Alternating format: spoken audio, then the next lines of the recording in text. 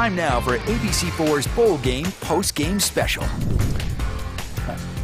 Hey there, everybody. Welcome to this special, spectacular post-game show. I am Dana Green. This is Wesley Ruffin. What a day we had here on ABC4. We're going to talk about the game you just saw, the Jimmy Kimmel LA Bowl, where Utah State beat Oregon State 24-13. But first, we're going to begin with the first game of the day that you saw right here on ABC4, the Independence Bowl between BYU and UAB. Yeah, and we were all thrown for a loop even before the game started. Baylor Romney got the start at quarterback in place of Jaron Hall, who injured his foot in the USC game. So Romney making his third start of the year in rainy Shreveport, Louisiana. Hall relegated to the sidelines for this one. UAB comes out of the gates and strikes first. The flip from Dylan Hawkins to Garrett Prince. Takes it 10 yards to pay dirt. Blazers take the early 7-0 lead. After BYU has to punt, it's Dwayne McBride getting to the outside. How good is he? This kid can fly. Rushed for 1,000 yards this year. Got 64 here. And the touchdown, 14-0 UAB. BYU finally wakes up in the second quarter. Feed the beast! Tyler Algier running all over the UAB defense. 72-yard drive capped by Algier's 21st touchdown of the season. That leads the nation 14-7. BYU gets it back. Romney going deep for his brother Gunner. 37-yard pass. That was the longest pass play of the day for the Cougars. Sets up Samson Nakua on the 2-yard touchdown on the jet sweep, and we're all tied up. 14 apiece. BYU scores 2 touchdowns in 5 minutes. But Dylan Hopkins was on fire for UAB. Completed all 12 of his first half passes. Finds Garrett Prince again. 23-yard scores, 21-14 UAB at the half. In the third quarter, very first possession for the Cougars. Get it to Algier and get out of his way. Look at him go. 62 yards. They're not going to catch him. Algier breaks Luke Staley's BYU single-season rushing record. We're all knotted up at 21. After a field goal to make it 24-21 UAB, the Blazers with the ball. But off the deflection, this is Hayden Livingston in the right place at the right time. Picks it off. BYU back in business. Great play here by Livingston. Just gets it before the ball hits the ground. How did he hold on? Good. Fourth quarter now. BYU goes to work. The shovel pass from Romney to Mason Wade. And look at the big guy go here. He's got plenty of real estate. They run him down from behind, ends up at the 1-yard line. BYU in business. Then it's Tyler Algier again, his third TD of the day. 192 yards rushing for the game, and BYU takes its first lead. They're up 28-24, but UAB goes on an 8-minute, 15-play, 75-yard drive. 4th and 7. Hopkins to Shropshire. 14-yard touchdown. Blazers back on top. How does Shropshire get that wide open on 4th and 7? Defense late to react. So BYU needs a drive. Just over 3 minutes left. Romney to Samson Nakua. Wide open over the middle, but he drops the ball. They call it a fumble. Nobody hit him. He just dropped the ball. I don't know. Was that a catch?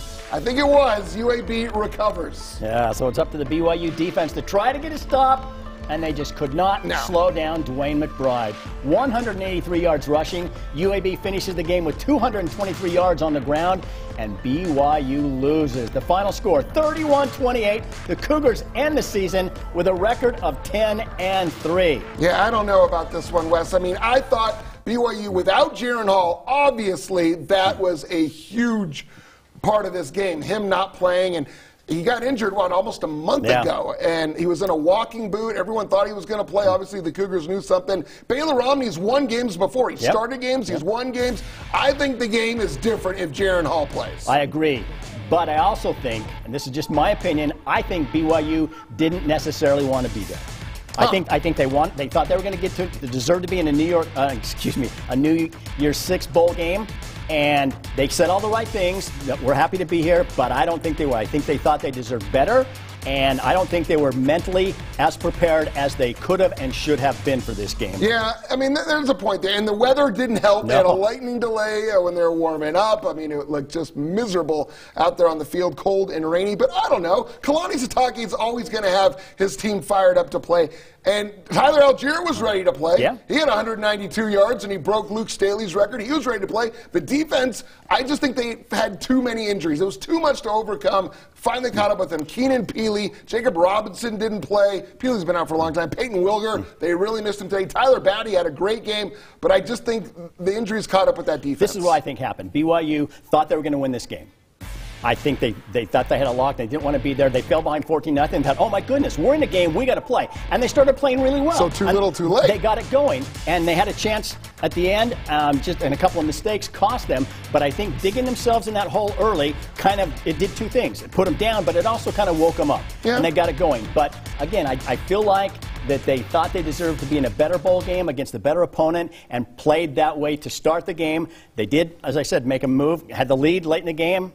In the second half, could have won the game, but that costly turnover. And BYU fans can argue, was it a catch? I think it was a catch. I think it was a catch. He made a couple of moves. And you can't put this on Baylor Romney either. I don't mean to take anything away from him. He was 15 of 23, 195 yards. Didn't make the big plays that Jaren Hall has been known to make. And I think it's just the defense. We're not used to seeing BYU's defense get pushed around at the line of scrimmage like they did. To give up 223 yards to UAB. I mean, this wasn't really a power running team. They made Dwayne McBride look like Tavian Thomas out there. Well, he's good, right? He's 1,000 yards on the year. He's good, but this offense should not have been able to put up 28 or 31 points on the BYU defense. I really expected this game to be a much lower scoring game going into it because especially with the weather. With the weather and the way UAB likes ball controlling, and they like to run time off the clock. So I thought I picked BYU to win at 24-21.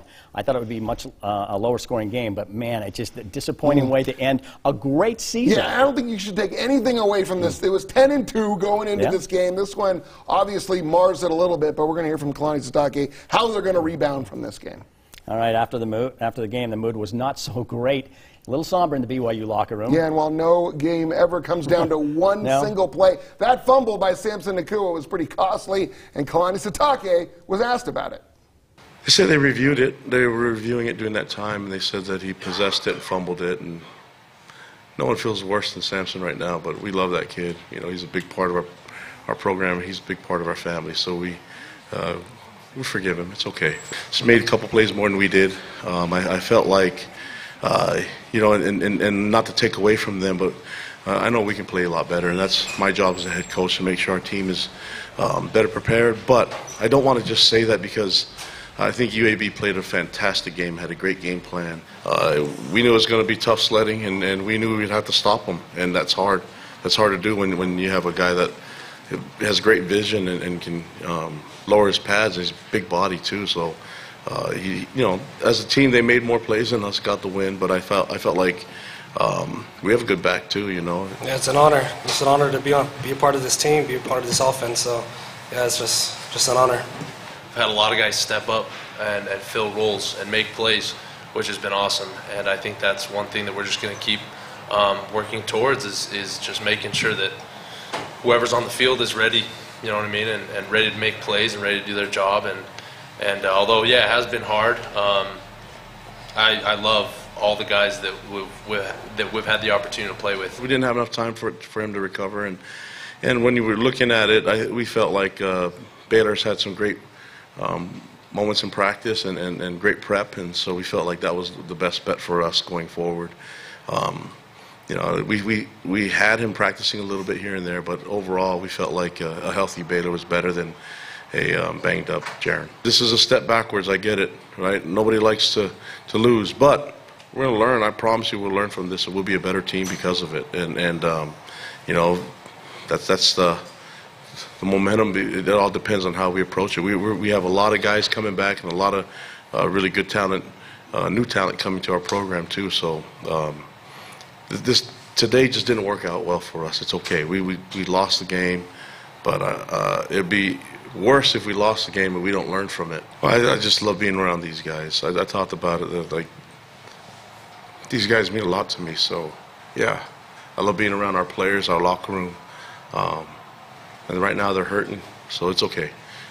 My job is to rally them back and let's get better from it, and wish the guys that are moving on to the NFL, good luck, and that they'll always be part of this family still.